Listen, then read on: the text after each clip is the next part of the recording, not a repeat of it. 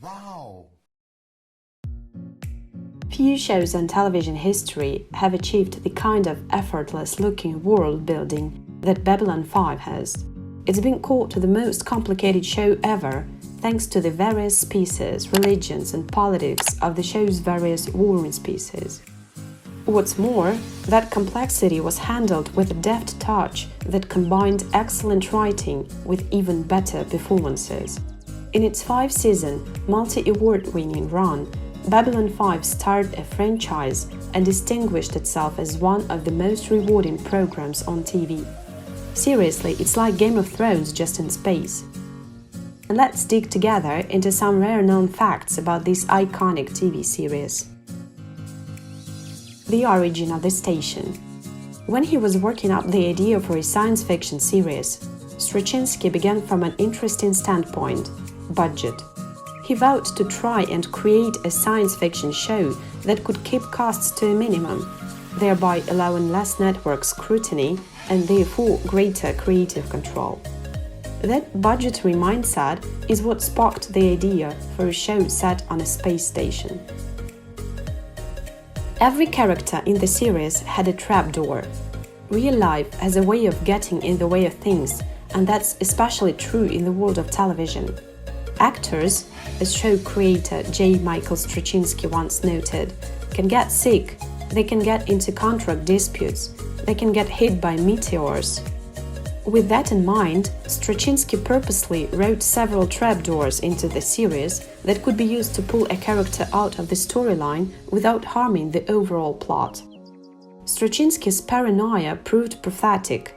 Babylon 5 became infamous for its rotating cast, and only 4 actors stayed with the show from its pilot movie through the very last episode.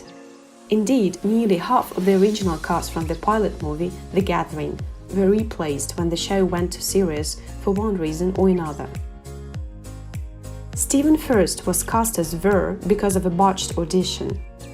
The role of the nebbish Ver Coulter was seemingly written for Stephen Furst, most famous for his performance as the similarly awkward Flounder in Animal House. Shockingly, this was not the case, but Furst won the role after an audition so weirdly disastrous that it played like something out of a Harold Ramis comedy.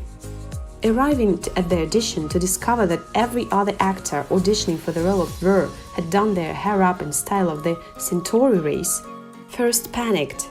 He attempted to restyle his hair using liquid soap in the bathroom. By the time he was called in, the soap had run down his forehead and into his eyes. Thus did a watery-eyed, stumbling Furst approach the producers, immediately trying to explain everything with a rambling apology. J. Michael Straczynski said, "Oh my God, it's Ver!" and Furst was offered the role on the spot. Jeff Conaway's addictions. Despite a long and distinguished career, actor-singer Jeff Conaway is probably best remembered today for his slow decline and appearances on Celebrity Fit Club and Celebrity Rehab with Dr. Drew. Indeed, it was wrongly reported at first that Conaway had died of a drug overdose, when the real cause of his death was severe pneumonia. Despite Conaway relapsing several times after his first sought treatment for his cocaine, painkiller and alcohol addictions in the mid-1980s, many of his co-workers on Babylon 5 said that Conaway's battles with his drug use never affected his work. After Conaway's death, actor Bruce Boxleitner, who played the role of Captain Sheridan, confirmed that Conaway always arrived on time, ready to work, and that he never saw Conaway in any state but sober on set. There is a not-so-friendly rivalry between B5 fans and Trekkies. Star Trek Deep Space Nine and Babylon 5 have drawn frequent comparison. It is logical, as Mr. Spock might say, given that both shows are based around a space station. Some, including J. Michael Straczynski himself, have wondered if the connection is more than coincidence. Straczynski first approached Paramount with the idea for Babylon 5, hoping the Star Trek owners might prove agreeable to sponsoring another science fiction series. Paramount declined, though work on DS9 started shortly after Warner Bros. Picked up B5, and the first episode of DS9 was rushed to air 2 months before the Babylon 5 pilot movie. Babylon 5 made several sly remarks about the ripoff, including a declaration by one character that this station isn't some deep space franchise. A piece of a sort was finally forged with actress Majel Barrett, widow of Star Trek creator Gene Roddenberry, cast in the important role of seer Lady Morella.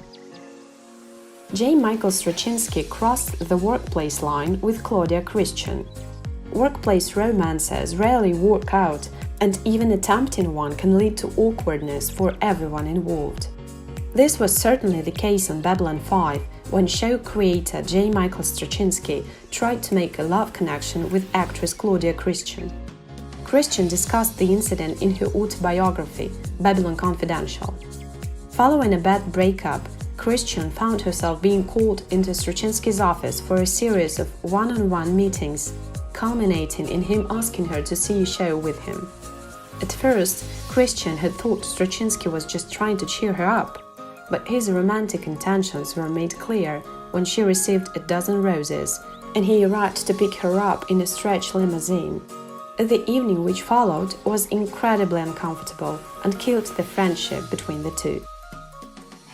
And that's all for now. Don't forget to leave a like, subscribe and share this video with friends. Take care!